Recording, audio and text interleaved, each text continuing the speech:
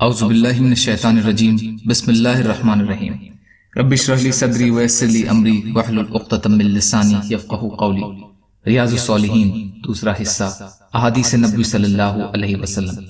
حضرت ابن عمر رضی اللہ تعالیٰ عنہ سے روایت ہے کہ نبی کریم صلی اللہ علیہ وسلم نے فرمایا، سب سے بڑا جھوٹ یہ ہے کہ آدمی اپنی آنکھوں کو وہ چیز دکھائے جو انہوں نے نہیں دیکھی۔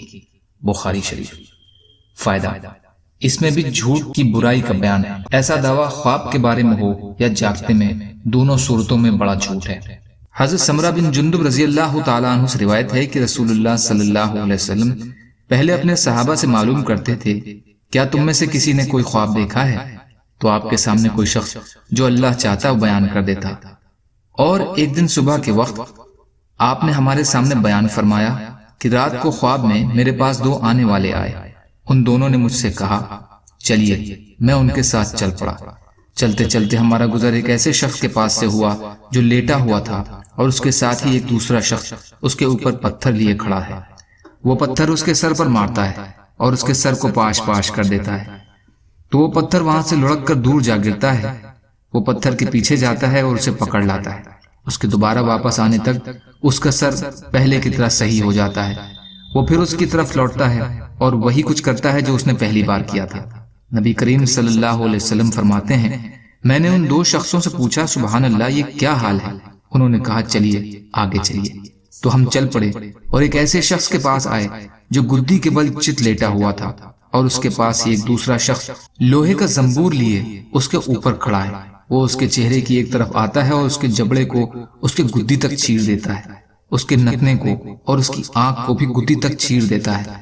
پھر وہ اس کے چہرے کی دوسری طرف آتا ہے اور وہی عمل کرتا ہے جو اس نے پہلی طرف کیا تھا۔ تو وہ اس ایک طرف سے فارغ نہیں ہو پاتا کہ دوسری طرف پہلے کی طرح صحیح ہو جاتی ہے۔ وہ پھر اس کی طرف آتا ہے اور وہی کچھ کرتا ہے جو پہلی بار کیا تھا۔ آپ نے فرمایا، سبحان اللہ، یہ دو شخص کون ہیں؟ انہوں نے مجھ سے کہا چلیے، آگے چلیے۔ تو ہم چلے، ہم تندور جیسے گڑھے پر آئے۔ راوی کا بیان ہے کہ میرا گمان ہے کہ آپ نے فرمایا کہ اس میں بہت شور شرابہ تھا اور آوازیں تھیں۔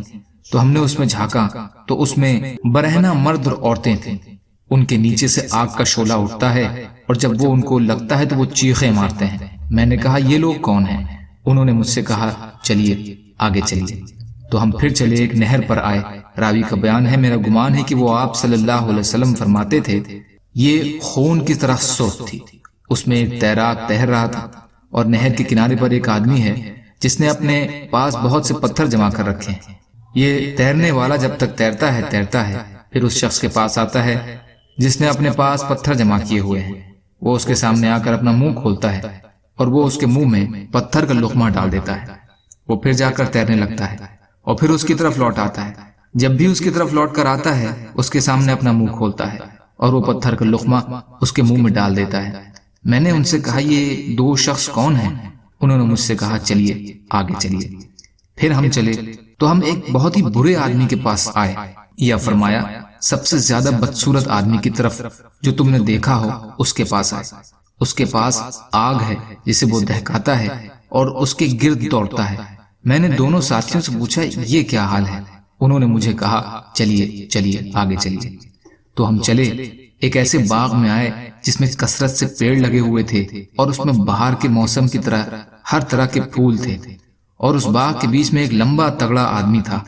مجھے لمبائی کی وجہ سے اس کا سر آسمان میں دکھائی نہیں دیتا تھا۔ اس آدمی کے ارد گرد بہت زیادہ بچے ہیں، ایسے بچے میں نے کبھی نہیں دیکھے۔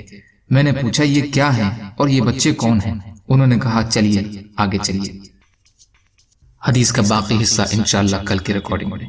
یا اللہ ہم سب کو کہنے سننے سے زیادہ عمل کی توفیق عطا فرما۔